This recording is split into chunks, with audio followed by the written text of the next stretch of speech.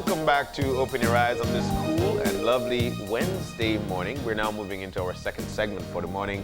And the second segment involves parenting during COVID-19.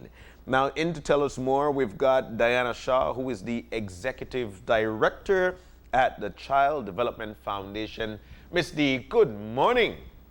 Good morning. Good morning, Belize. It's good to be here on this beautiful Wednesday morning. I'll tell you what, it's nice to see you, and it's so lovely to get that energy from you as well. Awesome. All right, so let's jump start it. There's so many things going on right now, and this is definitely one of the hardest hit that we feel, especially in this generation. It's going to impact generations to come, but right now there are parents who maybe are not able to cope with it. There are parents who probably could cope with it better than some, but we want to get everybody on an equal playing field in terms of how to deal within the home. Let's talk about parenting during COVID-19. What are some of the struggles that we're seeing right now, and how do we move on? Well, we're hearing from parents that one, the biggest challenge that a lot of our parents highlighted was trying to be teachers and parents. That's been a huge challenge for many parents. At the beginning of this, when it started and children were sent home from the 20th of March. So much earlier than businesses started to close and that kind of thing. And many parents were struggling to figure out how to have activities throughout the day that would be balanced to ensure that children completed schoolwork and children also got in appropriate time for play and nutrition and those kinds of things. We have very varying parenting capacity amongst our parents. We have some parents that are more experienced. We have some parents that have less experience. We have some parents that have language barrier challenges. Yeah. We have some parents that didn't finish school. Yes. So that has been a hard adjustment for them. And they have been getting more support now. Now that we are further into it, we have had more support from teachers and from other parents. We have done some live sessions to help parents as to focus really on being a parent. Because what we have really emphasized to parents is that you really aren't a teacher. And unless you have some training background, you're probably not going to become an excellent teacher in 2 months. So take the pressure off yourself. And focus more on supporting the child, because there's a lot happening with children emotionally and mentally during this time that we have to be really careful to support and to ensure they get through this well. That's such an interesting perspective, I think, what you shared there, in looking at challenges parents may face. When you talk of the language barrier, for example, that would be a very real one. Sometimes children have parents that only speak Spanish, but they go to a school where they learn in English. And definitely looking at the education level of the parent themselves. But there's also another dimension, and it goes beyond just parent and child. It's about the gender disparity in terms of looking at who is doing the work. And this is not an indictment. It'd be better if John mentioned it, because I'm sure he shares the same sentiment. But really and truly, children just naturally tend to gravitate more towards their mother and want help from mom. And so mom has to help with schoolwork, but she's also preparing meals, and she's also doing her own work from home, and also has to take care of her own mental health. And it is a lot to balance all at once. Yes, and this is a huge challenge, because every time there is a disaster, this disasters highlight this, that there is definitely gender imbalance and gender disparity in how we do child rearing. And a lot of the child rearing burden falls unreasonably on women. And what this has done is it has really amplified that, because in other situations, even in a hurricane, women would still have had the opportunity to connect with extended family members and grandparents and support around them. But the COVID response required lockdown and isolation.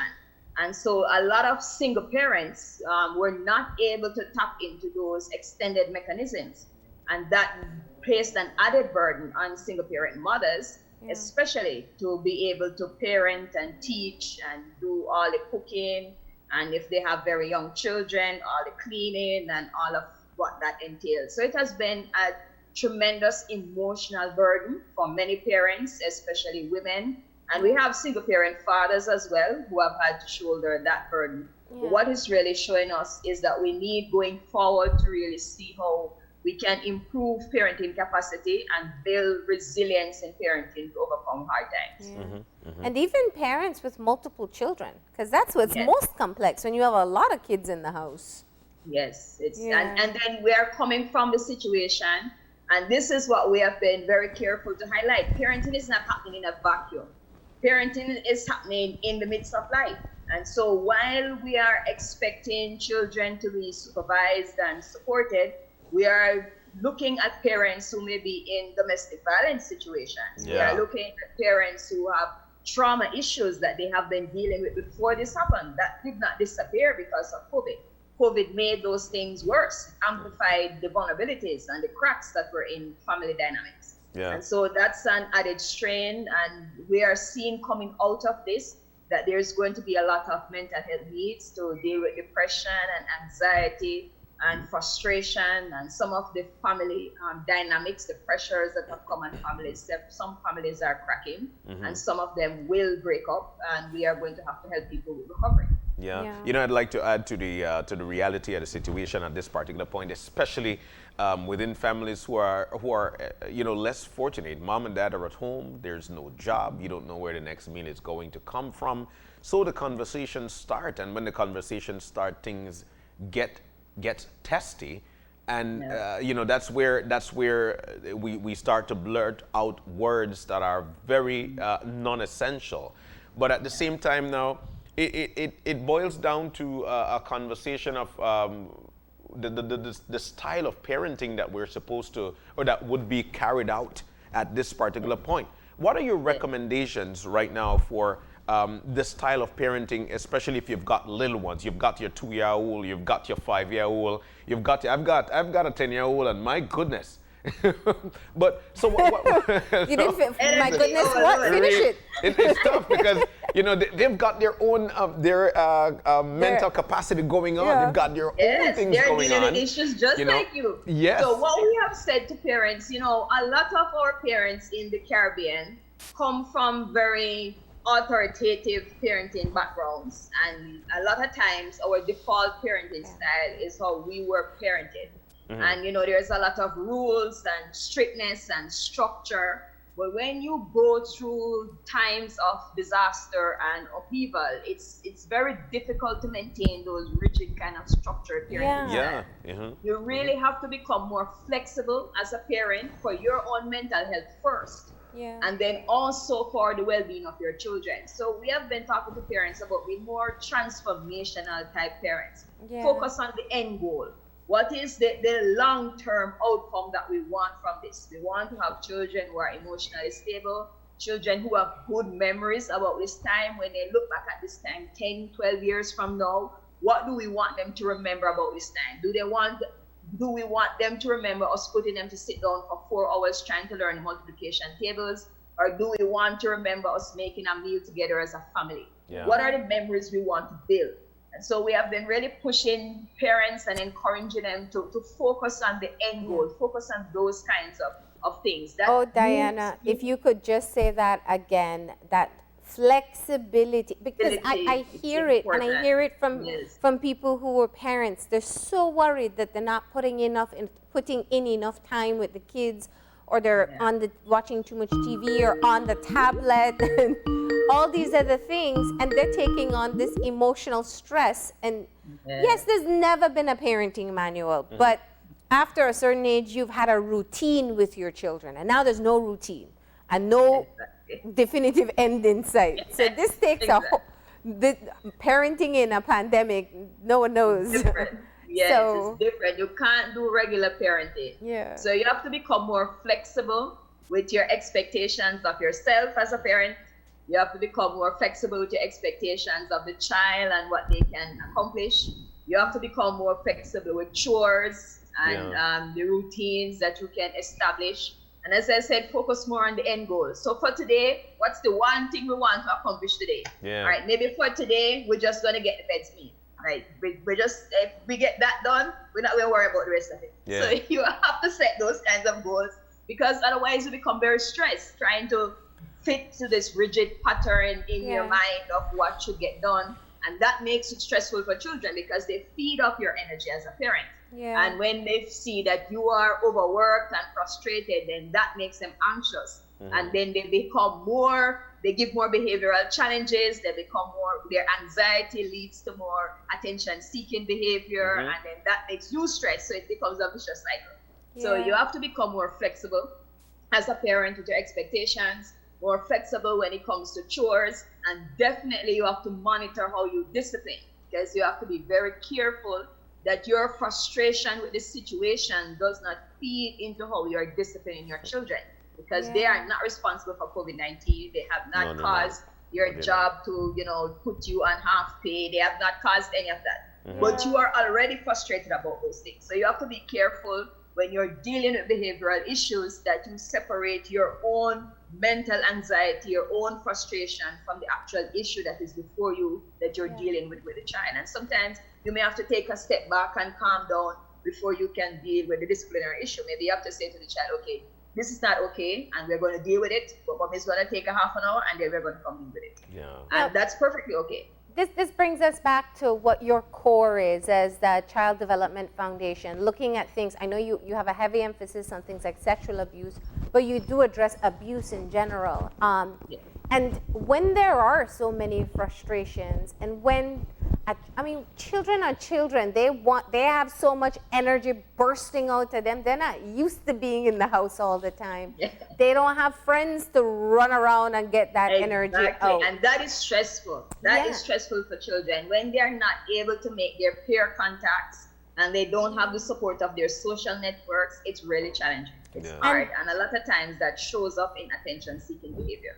And then they're nagging, and then they want to snack all the time. They want your attention all the time. And they're in the calling you every 5 minutes. And they say, "Oh, I'm bored." And you as a parent, you're so taxed already, and you don't usually deal with them for what is it now, over 30 days? Exactly. Almost 2 months. It's a long time. And we haven't even gotten into summer yet. It's a lot. So 2 months of having this all day, every day. The point I'm getting at is, Diana, is that, children in some families may be facing abuse as a result, because this is one of the triggers for physical abuse is usually when the parent is overwhelmed. Yes, exactly. And that definitely has been happening. And so this is where we have been encouraging parents, when you're dealing with behavior challenges of children, recognize that you will have to let something slide. Like, you won't be able to correct everything that is wrong that the child is doing. So you try to tell a parent, if nobody's bleeding, if things aren't broken and nobody's in danger, sometimes you have to let it go. You have to figure out when is it that you need to intervene, and then you have to be sure when you're intervening that you are calm, you are not putting your frustration and your anger about the whole COVID situation onto the child, because that's not the issue at hand. We really need to be focused on the issue at hand. But we have also said to parents, if you have any opportunity of getting kids outside, it's really important. When we have disaster, when children are under stress, they need to release that toxic stress, because it builds up. And one of the most important ways that children release toxic stress is in connection with nature. So they really need to get a chance to be outside. They need to be able to run around in the sun and play with the leaves and touch the grass. If they have animals, to play with the animals. And if you have a small home where you don't have that, this is a good time to even start like a garden with garden pots, something to give them some connection to nature and something to care for.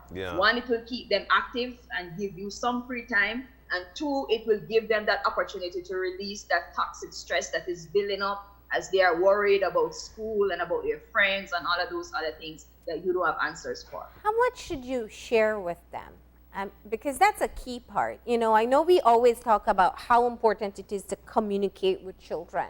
And when parents are overwhelmed, we feel, or adults, we just feel like, one, they're not listening when we may be venting to a friend or spouse on the phone or in person. But also, you know, we are not we have our own challenges in coping in this uncertainty. How much should we be sharing with the children? Should we tell them, you know, listen, mom is not working right now. We may not be able to buy as many snacks, so you can't be eating it all the time, or, you know, you're driving up the electricity bill. I don't know. Or why we couldn't get that pool that everybody has in their backyard. How much do you tell children during this time? All right, so you have to balance it. It depends a lot on the ages of your children and their level of development and maturity. Okay. Some children are more mature and need answers. Yeah. So you have some personality types. Like I was growing up a mature, strong-willed child. I needed answers. When I was young, we had Hurricane Gilbert in Jamaica, and I wanted to know the whole story. Like I need information. Yeah, I can see that. But some children, that would be too much. So the parent, this is where as a parent, you know your child, and you may have different personality types. You may have 5 children and have 3 or 4 personality types amongst those 5 children. So you may give one child more information than you give another child. So that's perfectly fine, but you do have to balance what you share with them. You have to give them important details because you want them to know safety tips. So I always say to parents, it's good when you have these kinds of disasters to talk to children about safety and what we do during times like this to ensure that we are safe.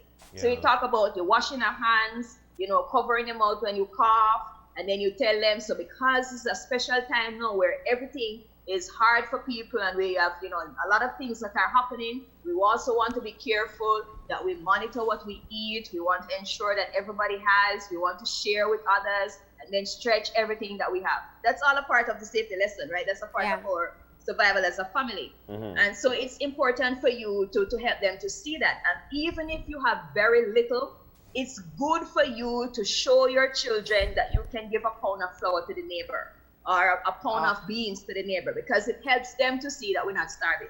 Because as long as we can give something, we're kind of okay. Yeah.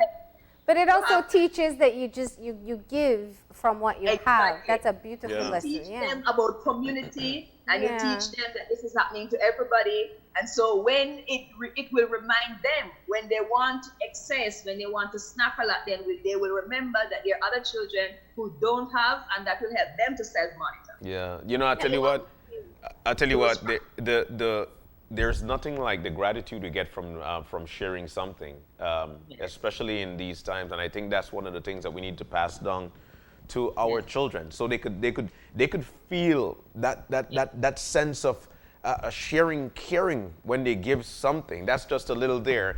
But Diana, one of the things, especially in today's day and age, especially right now, as we talk about the parents are giving the children the opportunity to go on outside and play because it's very essential. They want that. They need that. But let's talk about some of the strength building measures that we could tell parents, because it is tough. Having the conversation in the household of what we're going to eat next, or how we're going to get that chicken so we could put on the table. Yeah. We've got 4 or 5 kids. We're stressing. We don't know if anything is going to come from a pantry, or we're not able to get some money from the family in the States, but we need to build that mental capacity that it will be okay, but I need to de-stress a little. Strength building measures. What are your advice on this? So firstly, when we talk about strength building measures, we're talking about building emotional intelligence, building the emotional capacity of children. So the first thing that we said before, being flexible as a parent, very important. You don't want to overstress chores and responsibility. You want to build more quality time moments within the day. I say to parents, try to think of from the day begins. Try to say to yourself, what's one highlight memory I want my children to get today? Yeah. Because sometimes you have to plan that. What's one thing we want to get from this day? Right. Are we going to do lunch together? You know, if it's just macaroni and cheese, we're going to make a meal together. This is also the time to encourage children's creativity. Yes. So if you are on a meal plan where you have to budget meals, this is the perfect time to introduce that creativity. So instead of trying to force yourself to buy chicken when you don't have chicken, you say to your children, okay, so today we're just going to do adventure cooking. We're going to do camping cooking. So whatever we have in the pantry, we are going to try to put it together and make a meal. And I need all your ideas. You Beautiful. take the can of beans, and they're going to have some weird ideas. So parents, I'm going to tell you right now. And that's where you let go of the rules. Yeah. You know, Diana, what you're saying, and I want you to continue it. It's so much more about the adult changing their mindset than the children adapting, because we're rigid. We think there's a right way to do it. You know, how dare me go into my pantry and only make beans and corn. But for the kids, if the setting or the story behind it is right, they're gonna love it. Yeah. Exactly. So it's and they will make a good memory from it. Yeah. And that's what you want. You're labeling it. Best memories. I mean, Gilbert was so tremendously horrible, but I hardly remember the horrible pieces. I remember the meals, the creative meals that we put together with sausage and all these kinds of mix-up things that we did as with our parents as children. It became a real adventure. And then we sat on the floor and had meals that we were camping outside. It was very good. So you want to do those kinds of things. Very good. Make it an adventure. You know, you don't have to sit down at the table all the time and eat. Spread a sheet on the ground and have an indoor picnic. Oh. Because already that's telling the children you won't be having a structured meal. Yeah. Yeah. Nobody's expecting rice and beans and chicken on a picnic. Maybe you just have hot dogs. I mean, whatever you have, you eat. So think about ways of doing that so that instead of it becoming a stressful time, it becomes a memory. It builds and it captures a moment of unitedness, of togetherness for your family. Wow. Teaches your children that they can make good things out of bad situations, that they can utilize whatever they have for survival. Those are the kinds of things you want to pass down to children during this time. And so, you've given such great recommendations. I know. You know, one of the things I think of is children naturally tend to internalize information. So something happens and they think it's their fault. You know, mommy looks upset, it's because of me. Daddy looks upset, I did something wrong. It's part of their development. Yeah. So when they don't go to school and people look scared about health and you know, they think long term. They think people are going to die. Their family members are going to die. So it is. Yeah, that's a real fear they have. Yeah. So I say to deal with that, it's very important that you build conversations. Yeah. You have to have conversation moments with your children. Yeah. Think especially when you are not hectic about in your head about your own work and things that you have to do at work. Structure a time within the day, even if it's just 5 minutes, where you allow your children to just sit on a bench, sit on the bed beside you, sit on the floor eating, you know, a snack with you, and just let them talk about what they're feeling. So you may want to build a time at the end of each day where you talk about our high points and low points for the day. And you may ask them, so tell me, what was something good that happened today? What you remember about today what was good or encouraging, or what was challenging for you today? It's important to start to get them to talk, because that helps to deal with the internal issues that they're facing, and it will help you as a parent to identify what they're stressing about. Because if every day they keep talking about the same thing, then you know that's an issue that they're having a difficulty moving beyond. That's something that's really weighing on their mind. And then you may need to build some personal time with that individual child to talk about those issues that are affecting them personally. And the exposure to some of the news as well. I mean, we're lucky. We're not talking about daily death toll, but if you're watching international news every day, it's a different story. Yes, so you have to balance that with your children. And you also have to balance internet and the time that they spend on devices. Because that also has been shown to actually lower what we call the good hormones, those things that make you feel good and happy. When you spend a lot of time on the internet looking at screens, it actually drains those things. So even if your child has to do schoolwork, monitor the time that they have to do that. You may have to do separate blocks of time in a day or do it the next day.